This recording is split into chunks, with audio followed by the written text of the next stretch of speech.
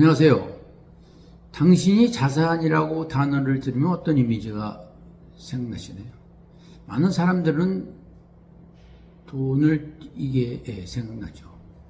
근데 자산이라는 것은 단순히 돈만을 의미하지는 않습니다. 집이나 차, 주식, 심지어는 영혼까지 모든 자산에 포함될 수 있죠.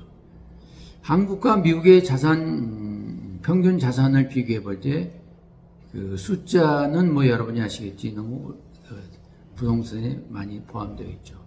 근데 그 이면에 숨겨진 사회적 흐름과 이해가 필요하다고 보고 있습니다.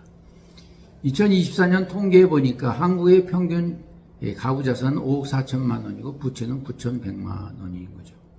어떻게 보면 자산의 절반 정도를 집값이 차지하고 있죠. 그러다 보니까 세계에서 가장 빠른 부동산 가격이 상승한 나라의 하나로 뽑히고 있죠.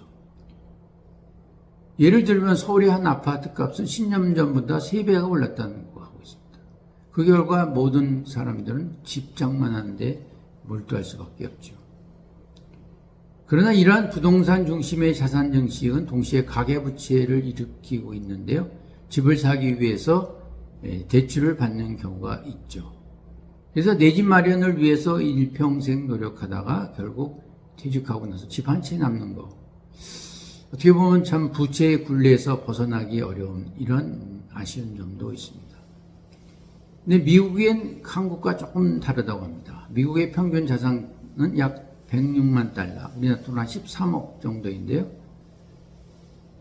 평균 자산이 그 대신 106만 달러라고 합니다. 근데 그 중에 60%는 주식과 퇴직연금, 투자계좌로 금융자산에 비롯되어 있기 때문에 우리가 같이 집 한 채만 있고 생활비가 없어 고민하는 것과 조금 다른 것이죠. 그래서 미국은 이 금융중심 사회죠. 미국 사람들은 부동산 외에도 주식, 펀드, 퇴직연금 등을 활용하고 있는 것이죠.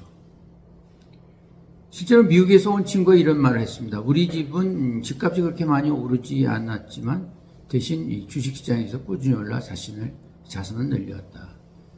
최근에 주식이 오르고 있지만 그동안 주식은 답보 상태에 있었죠. 그래서 미국 사람들은 집 위에도 다양한 방식으로 투자를 하고 있는 것이 사실입니다.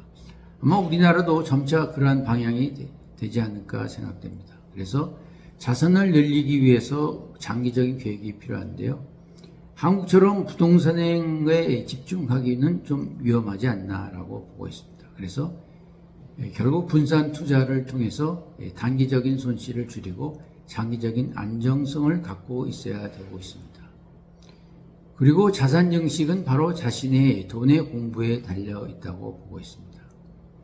물론 하루아침에 이러한 자산 구조가 바뀌기는 어렵습니다. 따라서 소액부터 차근차근 시작해보는 것이 중요합니다. 그 밑바탕에 가장 중요한 것은 돈에 대한 공부가 아닌가 시작됩니다. 1톤의 생각보다 1g의 실천이 더 중요하겠죠. 자산 증식을 위해서 한 발짝씩 걸음하는 그런 공부하는 자세가 필요하다고 보고 있습니다. 감사합니다.